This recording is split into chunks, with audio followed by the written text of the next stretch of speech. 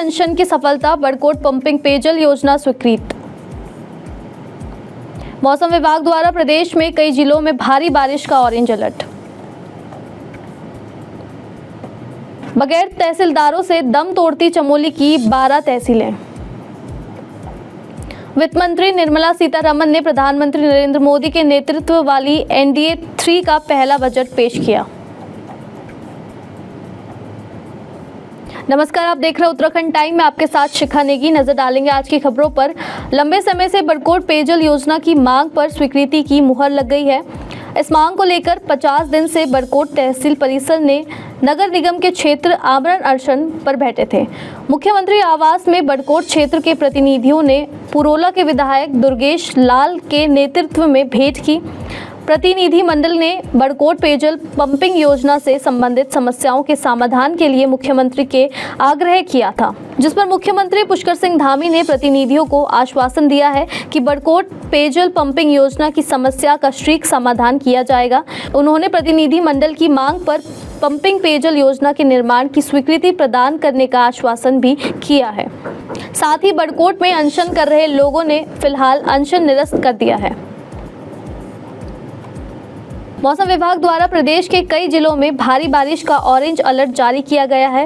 राज्य के पर्वतीय जिलों में आज बुधवार को भारी बारिश होने की संभावना है।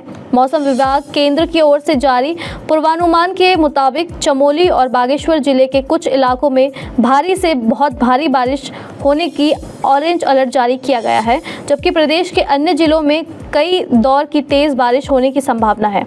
मौसम विभाग द्वारा जारी विज्ञप्ति के अनुसार प्रदेश के नैनीताल, उत्तरकाशी, चमोली, पिथौरागढ़, उधम सिंह नगर, रुद्रप्रयाग, चंपावत, बागेश्वर, अल्मोड़ा, हरिद्वार, टिहरी सहित गढ़वाल के और साथ ही 27 जुलाई तक आकाशीय बिजली चमकने के साथ ही तीव्र बारिश के दौर की संभावना जताई है।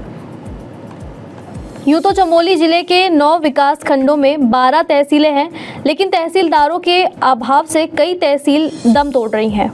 हरीश रावत सरकार के दौरान अस्तित्व में आई अधिकांश तहसीलों के पास न अपने भवन हैं और न ही तहसील के संचालन के लिए पर्याप्त कर्मचारी हैं।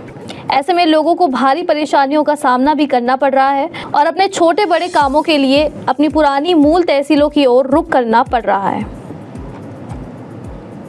बीते मंगलवार को देश की वित्त मंत्री निर्मला सीतारमण के प्रधानमंत्री नरेंद्र मोदी के नेतृत्व वाली एनडीए 3 का पहला बजट पेश किया है, जिसमें मिडिल क्लास नौकरी पेशा को सालाना 17,500 रुपये का फायदा हो सकता है। वित्त मंत्री ने बजट 2024 के जरिए इनकम टैक्स रिटर्न फाइल करने वाले नौकरी पेशा लोगों को थोड़ी राहत दी है, लेकिन ये फायदा सिर्फ नई टैक्स रिजीम अपनाने वालों को ही मिलेगा। इनकम टैक्स स्लैब ने नए बदलाव के बाद अब 3 लाख तक की आमदनी पर कोई टैक्स नहीं देना होगा। इनकम टैक्स एक्सपर्ट्स की माने तो इस टैक्स प्रणाली में स्लैब में बदलाव से आम नौकरी पेशा को 17,500 रुपये तक का फ़ायदा हो सकता है। यहाँ एक उदाहरण के तहत समझने की कोशिश करते हैं। मान लीजिए राम की आमदनी 10 लाख है, बीते वर्ष 50,000 रुपये का स्टैंडर्ड डिडक्शन मिला तो आय रह गई 9.5 लाख रुपये। इस आमदनी में 3 लाख तक इनकम टैक्स नहीं लगेगा। इससे ऊपर 6 लाख तक 5% टैक्स यानी 15,000 रुपये का इनकम टैक्स लगेगा। पिछले साल 6 लाख से 9 लाख रुपये तक का 10% टैक्स था, यानी इस पर 30,000 रुपये का टैक्स लगा है।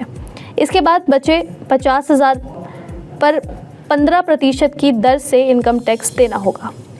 इस तरह अगर राम की सालाना आय पर कुल इनकम टैक्स जोड़ें तो 52,500 रुपये बनता है, जिसमें कि 4% शेष जोड़ें तो 21,000 रुपये बढ़कर ये कुल 54,600 रुपये बनता है, जो राम को देना पड़ा। अब देखिए, जैसे कि ऊपर माना है कि राम की आमदनी इस साल भी 10 लाख है। बजट 2024 के वित्त मंत्री ने इस साल स्टैंडर्ड डिडक्शन को 50,000 से बढ़कर 75,000 कर दिया है, जिसे घटाने पर राम की टैक्स स्लैब आय बची 9.25 लाख रुपए, जिसमें से 3 लाख तक इनकम टैक्स जीरो रहेगा, जबकि 3 लाख से 7 लाख 5% की दर से इनकम टैक्स देना होगा। यानी इस रकम पर 20,000 टैक्स दे होगा। इसके बाद बचे 2.25 लाख रुपए, अब 7 लाख से ऊपर 10 लाख तक 10% इनकम टैक्स देना होगा। लिहाजा 2.25 लाख रुपए बची रकम पर 22,500 रुपये का टैक्स देना होगा। बाकी की तमाम खबरों के लिए जुड़े रहिए हमारे साथ और देखते रहिए उत्तराखंड टाइम।